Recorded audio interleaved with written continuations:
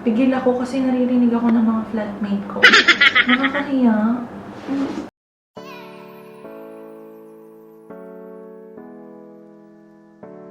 Teka lang ha, check ko lang ha. Mirella?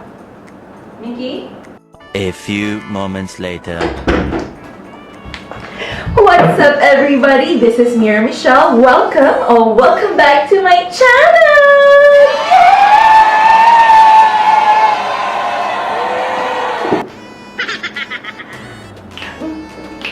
First of all, I would like to say thank you so much to everybody who supported my first ever video on YouTube. Thank you. 1,000 views in a day. No big deal.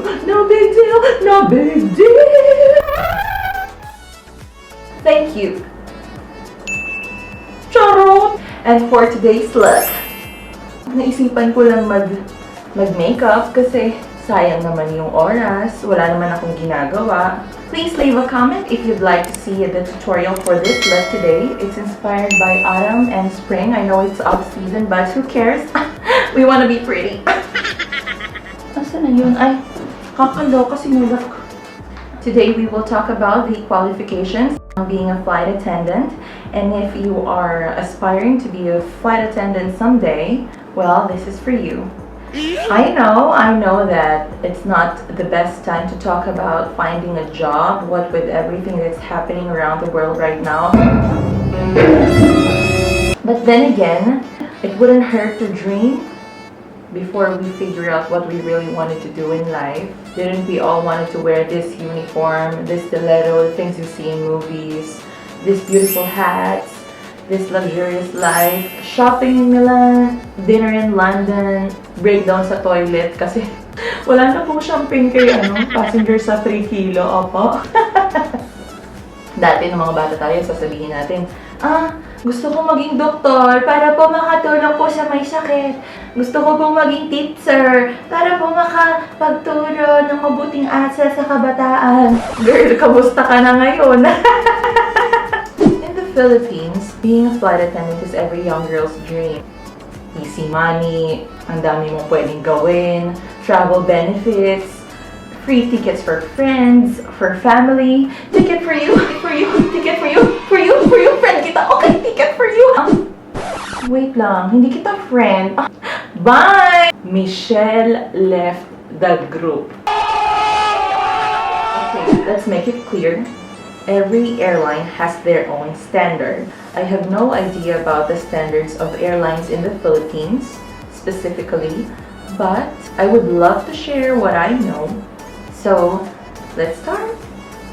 This is the number one question that most people ask me. Do I have to go to a flight attendant school to land the job? No.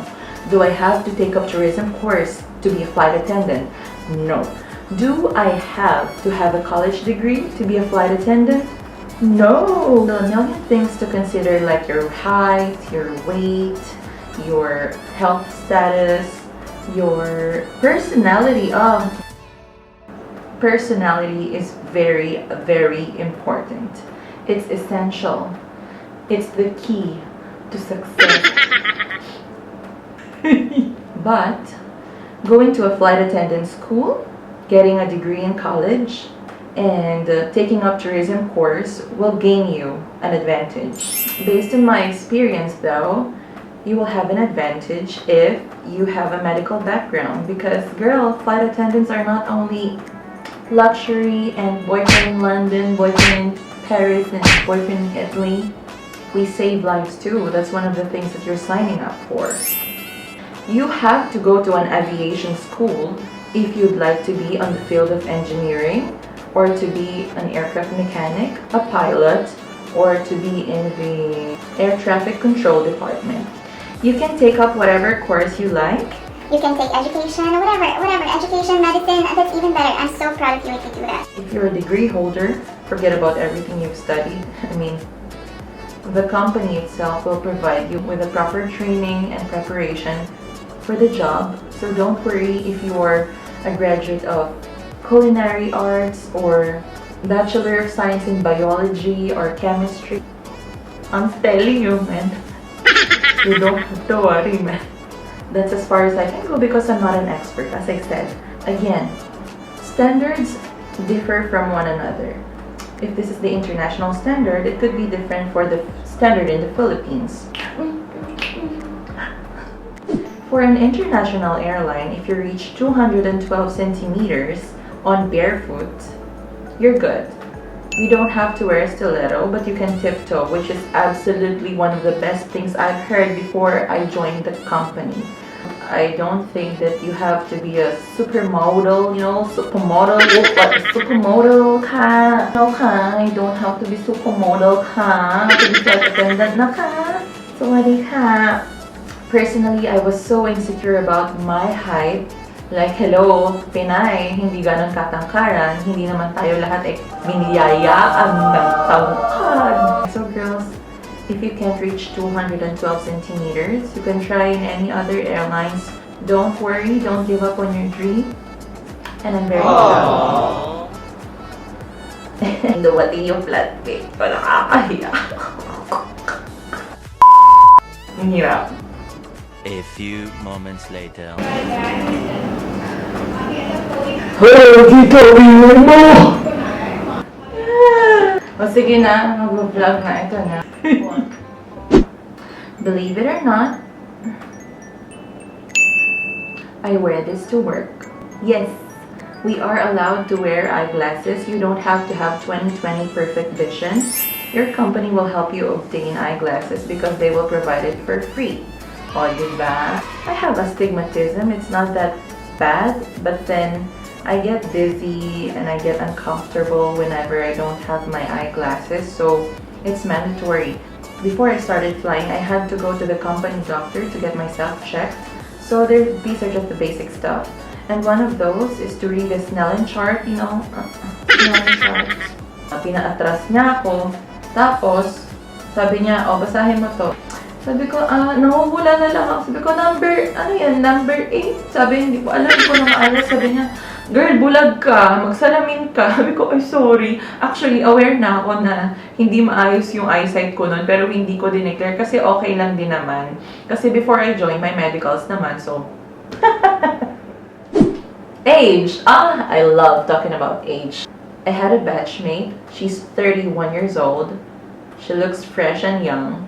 And she got the job. In the Middle East, to be a flight attendant or to land any job, you have to be at least 21 years old. I think it's more strict here in the Middle East because in the Philippines, you have to be at least 18 if I'm not mistaken. Next, communication skills. Do I have to have a perfect English proficiency? Yes, you have to. I mean, the English is the universal language. It's an international airline. You will be dealing with a lot of passengers from all over the world. English proficiency is one of the main reasons why they will hire you. Next, skin. Scars, moles, birthmarks. Perfectly fine. As long as it's not visible, it's not on the areas of your body wherein the uniform can't cover it. Wait, I'll show you a scar. Okay, I have a birthmark, you see? Do you see it? There. And it's fine. Nobody said anything to me. And this one, I have a lot of scratches. These scratches are from a cat. Pero, natanggap pa rin naman ako. Ito. Kita niyo ba? Yung heart-shaped na balat ko. Okay lang yan. Kasi pag nakaganyan ako, hindi naman kita. And lahat naman tayo may scars, lahat naman tayo may balat, may bakuna. It really depends on how severe the scar is. If it's really dark, they will use their judgment, of course. So I really can't tell, but I'm 100% sure that you don't have to be perfectly flawless and mestiza to be a flight attendant. So, you go, girl! May team singit mo? Okay lang yan! Hindi naman yan makikita sa aeroplano. Napansin ko lang talaga sa mga Asian airlines, they have very high standards when it comes to the weight, skin, complexion. I've heard a lot of stories, but I can't confirm if it's true or not. But then, nakakatuwa din kasi pag nakikita mo silang naglalakad, like, oh my god, they're stunning. Like, girl, I want her makeup. I want her waistline. If you have any more questions, please leave your comment down below. I'm more than willing to answer your queries. I will be leaving links on the description box from real flight attendants here on YouTube. Again, don't forget to like, comment, subscribe, and share this video. Meanwhile, Mga first time lang sa eroplano, opo. Pag po umaalog yung eroplano, wag naman po kayong magreklamo at sisihin yung piloto kasi hindi naman niya po kasalanan na malubak yung daan. Una po sa lahat, wala pong daanan. Langit po yun, ulap po yun. Ano, opo?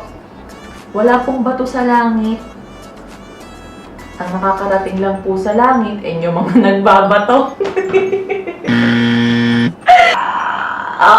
Corny ko. Once again, this is Mira Michelle and have a safe flight. Bye!